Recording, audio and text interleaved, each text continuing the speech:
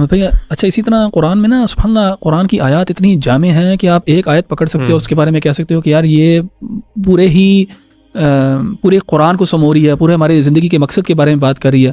تو اسی طرح یہاں پہ ایک اور آیت ہے, اللہ سبحانہ تعالیٰ فرماتے ہیں کہ فاصبر ان وعد اللہ حق, کہ صبر کرو, اللہ تعالیٰ کا وعدہ جو ہے نا وہ برحق ہے. اور صبر جو ہے وہ اس کا مطلب ہے کنسسٹنٹ رہو, اسٹیڈ فاسٹ رہو, تمہارے قدم نہ ڈگمگائیں, شک میں نہ پڑو, شبہات میں نہ پڑو. یہ یاد رکھو کہ اللہ تعالیٰ کا وعدہ جو ہے وہ برحق ہے. اور اللہ تعالیٰ کا کیا وعدہ ہے؟ اللہ تعالیٰ کا وعدہ یہ ہے کہ تم اللہ تعالیٰ کی عبادت کرو گے, جو اللہ تعالیٰ نے تمہارے اوپر جو فرائض اللہ تعالیٰ نے تمہیں جس پہ مکلف کیا ہے ان کو سر انجام دو گے تو اللہ تعالیٰ تمہیں دنیا میں بھی اور آخرت میں بھی اللہ تعالیٰ تمہارا سرخرو کرے گا, تمہیں کامیاب کرے گا. تو یہ اللہ تعالیٰ کا وعدہ جو ہے یہ حق ہے, اور یہ ہمیں ہمیشہ اپنے آپ کو یاد کرانا چاہیے. فاصبر ان وعد اللہ حق, کیونکہ انسان جو ہے وہ دنیا کے اندر جب چیلنجز ہوتے ہیں اور اللہ تعالیٰ آزماتا ہے تو اس کا جو ہے ایمان وہ کمزور پڑ سکتا ہے کبھی بھی. تو یہ اسٹیٹمنٹ جو ہے نا اس کو انسان یاد رکھے. تو اللہ تعالیٰ آگے فرماتے ہیں کہ وَاسْتَغْفِرْ لِذَنبِكَ, اور استغفار کرو اپنے گناہوں کے اوپر. اور یہ بات ہم کر چکے ہیں استغفار کے بارے میں شروع میں سیشن کے اندر, کہ بار بار جو ہے نا اللہ تعالیٰ کی طرف رخ کرنا, بار بار اللہ تعالیٰ کی طرف رخ کرنا, اور جو آپ نے گناہ کیا اس کو مٹا دینا. اور اللہ تعالیٰ نے بلکہ رسول اللہ صلی اللہ علیہ وسلم نے فرمایا کہ جس نے استغفار کیا اس نے کما ذنب لہ, کہ اس کا ایسا ہے کہ اس کا کوئی گناہ ہی نہیں ہے, تو اللہ تعالیٰ بالکل وائپ کر دیتا ہے. فاستغفر لذنبک وسبح بحمد ربک بالعشی والابکار, اور اللہ تعالیٰ کی تسبیح بیان کرو, اللہ تعالیٰ کی حمد اور تسبیح بیان کرو. کب؟ صبح کے ٹائم اور شام کے ٹائم, یعنی نماز میں اللہ تعالیٰ کے ذکر میں مشغول رہو. یہ جو دو الفاظ ہیں نا, یہ تسبیح یعنی سبحان اللہ کہنا اور حمد جو ہے الحمدللہ کہنا, یعنی یہ ہمارا زندگی کا مقصد ہے. ہماری زندگی کا مقصد کیا ہے کہ اللہ تعالیٰ کی تسبیح بیان کرنا, اللہ تعالیٰ کی تحمید.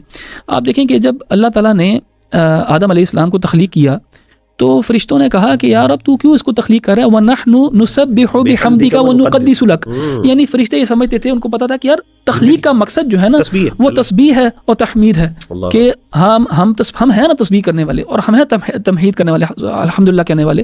تو تجھے یار اب اس کی کیا ضرورت ہے اس نئی مخلوق کی؟ تو اس میں پھر اللہ تعالیٰ نے ان کو حکمت واضح کی وہاں پہ. لیکن آپ دیکھیں اللہ تعالیٰ کے فرشتے جو ہیں وہ اس کو اپنا ریزون ڈیٹرا جسے کہتے ہیں, ریزن فار ایگزسٹنس جو ہے اس کو سمجھتے تھے کہ تسبیح اور تحمید جو ہے. اور اس کے اوپر بڑی بات کی جا سکتی ہے تسبیح کے بارے میں بھی اور تحمید کے بارے میں بھی.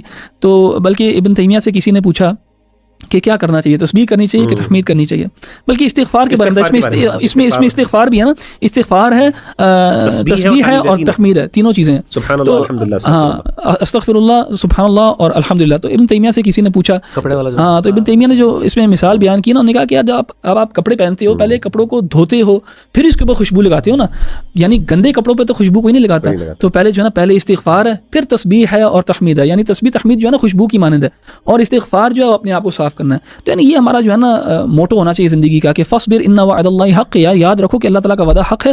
واستغفر لذنبک, یعنی تم سے گناہ ہوں گے, استغفار کرو, اور پھر اللہ تعالیٰ کا ذکر نماز کے اندر اور مجرد ذکر کے اندر, تسبیح اور تحمید کے اندر صبح اور شام. اچھا اس میں احمد بھی آپ نے سبحان اللہ بات کی نا, تو میرے ذہن میں بات یہ آ رہی تھی کہ اللہ تعالیٰ نے بالکل یعنی جیسے آپ نے کہا نا ریزون ڈیٹرے جو ہے ہمارا وہ یہ ہے کہ ریزن آف ایگزسٹنس. تو آپ کی بات سے میرے ذہن میں یہ بات آئی سبحان اللہ کہ جب انسان جنت میں چلا جائے گا تو جنت میں جانے کے بعد تو انسان زندہ ہے, تو مقصد کیوں ختم ہو گیا؟ یعنی مقصد تسبیح تو اچھا سبحان اللہ یہ والی بات ہے کہ جب تک یعنی جب ریزن فار ایگزسٹنس, جب تک ایگزسٹنس ہے تو ریزن فار ایگزسٹنس بھی ہونا چاہیے. اسی لیے کہا دعواہم فیہا سبحانک اللہم, یعنی جنتی جو ہے تسبیح اور تحمید اس طرح بیان کریں گے جس طرح سانس لیتے ہیں, جیسے کہ حدیث میں اللہ کے رسول نے فرمایا, یعنی یہ وہ ایگزسٹنس یہ جو ہے نا ختم نہیں ہونے والی, یہ کیونکہ ایگزسٹنس ہے نا, یعنی اگر آپ نے تسبیح ختم کر دی ایگزسٹنس ہے تب تک یہ ہے بالکل, reason should exist with it سبحان اللہ. اچھا اسی سے سورہ غافر سورہ مومن کے شروع میں جو اللہ تعالیٰ نے حملۃ العرش کی ذکر کی, یعنی سب سے بڑے فرشتے, سب سے مقرب فرشتے جو اللہ کے عرش کو, وہاں پہ کیا یستغفرون لمن فی الارض, اللہ نے آغاز یہاں سے کیا, الذین یحملون العرش, جو اللہ کے عرش کو اٹھائے ہوئے,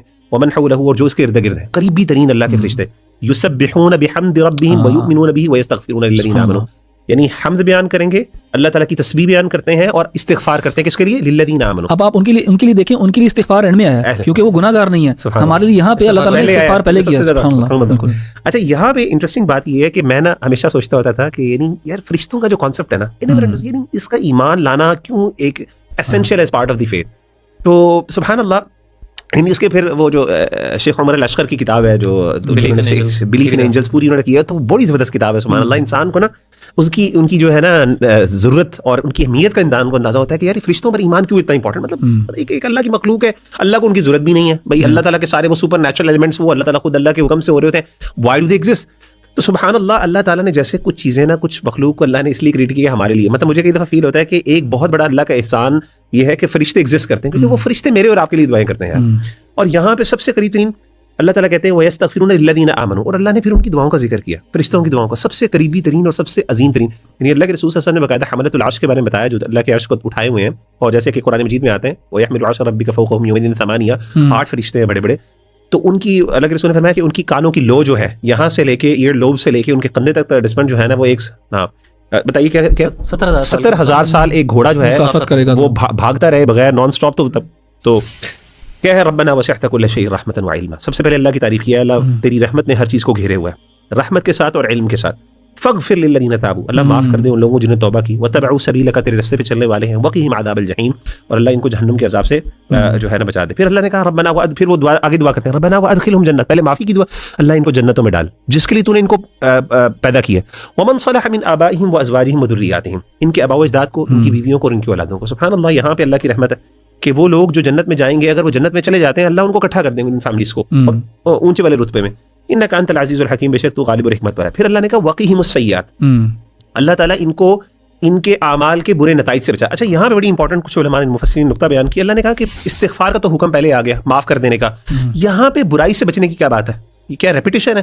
تو اس پہ مفسرین نے کہا نہیں، فرق ہے. انہوں نے کہا یہاں پہ وقیہم السیئات کا مطلب ہے کہ برائی کے نتائج، ٹھیک ہے نا، جو اس کے نتائج اور کانسیکوینسز ہیں، اثرات جو ہیں اس کے دنیا میں جو کانسیکوینسز، انسان اللہ اکبر. یعنی یہ بات جیسے ابن قیم نے کہی نا کہ اگر اللہ تعالیٰ انسان کو انسان کی کوتاہی کی سزا نہیں دے رہا تو کہیں انسان اس دھوکے میں نہ رہے. جیسے دعوت دوا میں کہا کہ انسان اس دھوکے میں نہ رہے کہ اللہ I can get away with it, یار میں مجھے تو کچھ نہیں ہوا.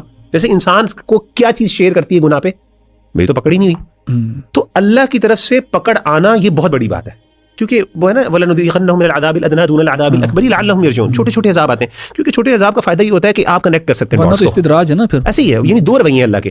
یہ اللہ کا دو رسپانسز ہیں، رویے تو نہیں کہنا چاہیے، رسپانسز ہیں. ایک انسان گناہ کرتا ہے، جب انسان نے گناہ کیا تو پکڑ تو آئے گی. ابن قیم کہتے ہیں یہ ہو ہی نہیں سکتا کہ ایک بندے نے کوئی غلط کام کیا اللہ کی نافرمانی کا اور اس کا کوئی نتیجہ برا نہ ہوگا. اب دو چیزیں ہیں، یا تو یہ کہ فوراً چھوٹی سزا مل جائے، فوراً پکڑ آ جائے، اس کا فائدہ دو اعتبار سے، آخرت میں بچ جاتا ہے کیونکہ دنیا میں سزا مل گئی تو حدیث میں آتا ہے آخرت میں سزا نہیں ملے گی.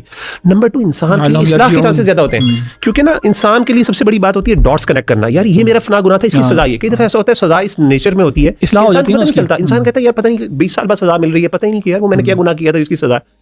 نمبر 2 انسان یعنی وہ اوائڈنٹ ہوتا ہے مزید. دوسرا جو اللہ تعالیٰ کا رسپانس ہے وہ ہے استدراج، کہ اللہ چھوڑتے رہتے ہیں، اللہ کہتے چل. یعنی گناہ کے اندر کامیابی اور سکسیس ملنا یار یہ بہت بڑی اللہ کی طرف سے خطرناک بات ہے، یہ بہت خطرناک بات ہے. صحابہ ڈرا کرتے تھے کہ ہمارے سے اگر گناہ ہو جائے اس کا رسپانس ہمیں نہ نظر آئے کہیں پہ تو ڈرتے تھے. اخذناہم بغتۃ فاذا هم مبلسون، اللہ کہتے ہیں اچانک پکڑتے فاذا هم مبلسون، یعنی مایوس ہو رہتے ہیں. انسان کہتا ہے یار کیونکہ اب وہ اتنا آگے جا چکا ہے، اب پنشمنٹ کے علاوہ وہ کوئی حل نہیں. اور یہاں پہ کہا وقیہم السیئات، یعنی اگر انسان کو تھوڑا سا جھٹکا لگے اور انسان توبہ کر لے تو توبہ کے فوراً بعد انسان کو اس کے نتائج، ابن تیمیہ رحمہ اللہ فرماتے ہیں کہ اگر انسان کی اللہ تعالیٰ توبہ قبول کر دینا تو انسان برے نتائج سے بھی بچ جاتا ہے. یعنی گناہ کے پورے نتائج اللہ تعالیٰ وارڈ آف کر دیتے ہیں، اللہ اس کو چھوڑ دیتے ہیں. تو اللہ کہتے ہیں ومن تقی سیئات یومئذ فقد رحمتہ، تو جس پر وہ فرشتے کہتے ہیں کہ اللہ جو اپنے برے اعمال کے نتائج سے بچ جائے گا قیامت کے دن، یعنی دنیا میں بھی اور قیامت کے دن دونوں چیزیں، فقد رحمتہ تو نے اس پر رحم کیا، وذلک هو الفوز العظیم، یہ بہت بڑی کامیابی. سبحان اللہ. تو یہ آیت جو ہے بہت پروفاؤنڈ ہے، یہ آیت سورہ غافر کی شروع کی. بارک اللہ.